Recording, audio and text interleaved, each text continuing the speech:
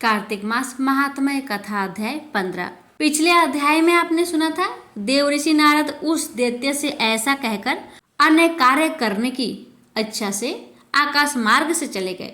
अब आगे की कथा सुनिए। राजा पृथु ने नारद जी से पूछा, हे नारद जी, तब दैत्य राज ने क्या किया, वह सब मुझे विस्तार से बताइए। नारद जी ने बताया कि उनके चले जाने पर जलंधर ने अपने राहु नामक दूत को बुलाकर कैलाश पर जाने की आज्ञा दी और कहा कि वहां पर एक जटाधारी शंभु नामक योगी रहता है। उससे मेरा ऐश्वर्य कहकर उसकी सर्वांग सुंदरी भामिनी को मेरे लिए मांग लाओ। यह सुनकर वह दूत शिवजी के स्थान पर पहुंचा, परंतु नदी ने उसे सभा के भीतर नहीं जाने दिया, किंतु वह अपनी उग्रता से शिव की सभा में चला गया और शंकर के आगे बैठकर उनकी आज्ञा ले सब संदेश कह सुनाया। फिर तो राहु नामक दूत के ऐसा कहते ही भगवान शूलपानी के आगे पृथ्वी फोड़ कर एक शब्द वाला पुरुष प्रकट हो गया, जिसका सिंह के समान मुख था और जो कि मानो दूसरा सिंह था। वह दौड़कर राहु को खाने चला तो राहु बड़े जोर से भागा, परंतु उस पुरुष ने राहु को पकड़ लिया। फिर उसने शिवजी की शरण ले अपनी रक्षा मांगी तो शिवजी ने उस पुरुष से राहु को छोड़ देने को कहा। तब उसने कहा, मुझे बड़ी जोर की भूख लगी है, मैं क्या खाऊं? तब महेश्वरी ने कहा, यदि तुझे भूख लगी है तो शीघ्र ही अपने हाथ पैरों का मांस भक्षण कर ले। शिवजी के आज्ञा से वह पुरुष अपने हाथ और पैर का मांस भक्षण कर गया। अब केवल उसका सिर मात्र शेष रह गया।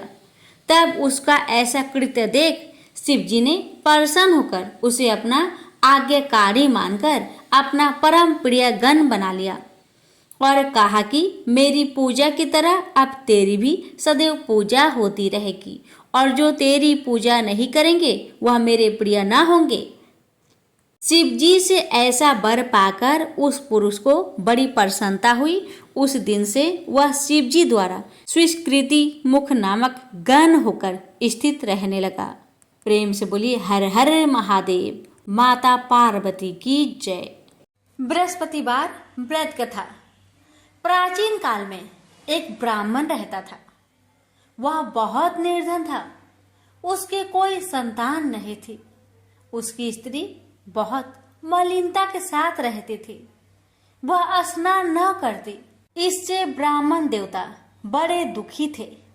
बेचारे बहुत कुछ कहते थे, किंतु उसका कुछ परिणाम न निकला।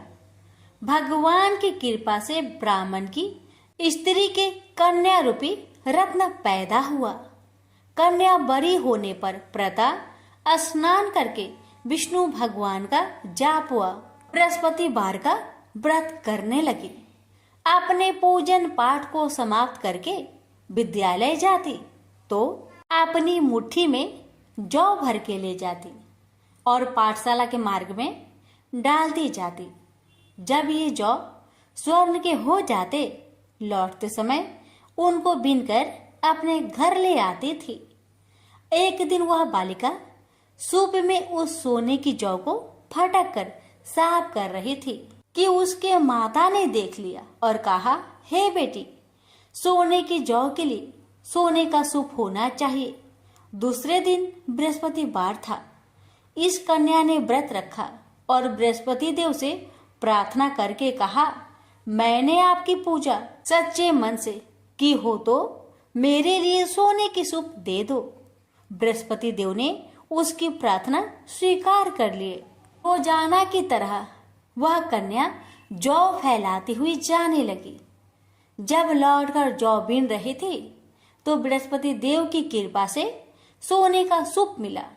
उसे वह घर ले आई और उसमें जौ साफ करने लगी, परंतु उसकी माँ का वही ढंग रहा। एक दिन की बात है कि वह कन्या सोने के सूप में जौ साफ कर रही थी। उस समय उस शहर का राजपुत्र वहां से होकर निकला। इस कन्या के रूप और कार्य को देखकर मोहित हो गया। तथा अपने घर आकर भोजन तथा जल त्याग कर उदास होकर लेट गया। राजा को इस बात का पता लगा तो अपने प्रधानमंत्री के साथ उसके पास गए और बोले, हे बेटा, तुम्हें किस बात का कष्ट है?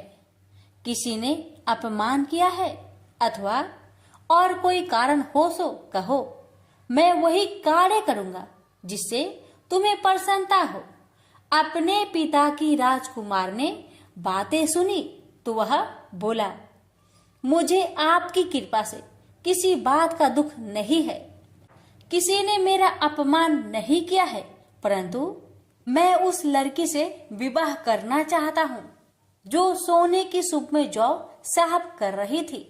यह सुनकर राजा आश्चर्य में पड़ गया और बोला, हे बेटा, इस तरह की कन्या का पता तुम्हें लगाओ, मैं उसके साथ तेरा विवाह अवश्य ही करवा दूंगा। राजकुमार ने उस लड़की के घर का पता बतलाया। तब मंत्री उस लड़की के घर गए और ब्राह्मण देवता को सभी हाल बतलाया। ब्राह्मण देवता राजकुमार के साथ अपनी कन्या का विवाह करने के लिए तैयार हो गए तथा विधि विधान के अनुसार ब्राह्मण की कन्या का विवाह राजकुमार के साथ हो गया। कन्या के घर से जाते ही पहले की भांति उस ब्राह्मण देवता के घर में गरीबी का निवास हो गया। अब भोजन के लिए भी अन्न बड़ी मुश्किल से मिलता था। एक दिन दुखी होकर ब्राह्मण देवता अपनी पुत्री के पास गए। बेटी ने पिता की दुखी अवस्था को देखा और अपनी माँ का हाल पूछा। तब ब्राह्मण ने सभी हाल कहा। कन्या ने बहुत सा धन देकर अपने पिता को विदा कर दिया। इस तरह ब्राह्मण का कुछ समय सुखपूर्वक व्यतीत हुआ। कुछ दिन बाद फिर वही हाल हो गया। ब्राह्मण फिर अपनी कन्या के यहाँ गया और सारा हाल कहा तो लड़की बोली, हे पिताजी, आप माताजी को यहाँ लेवा लाओ, मैं उसे विधि बता दूंगी जिससे गरीबी दूर हो जाए।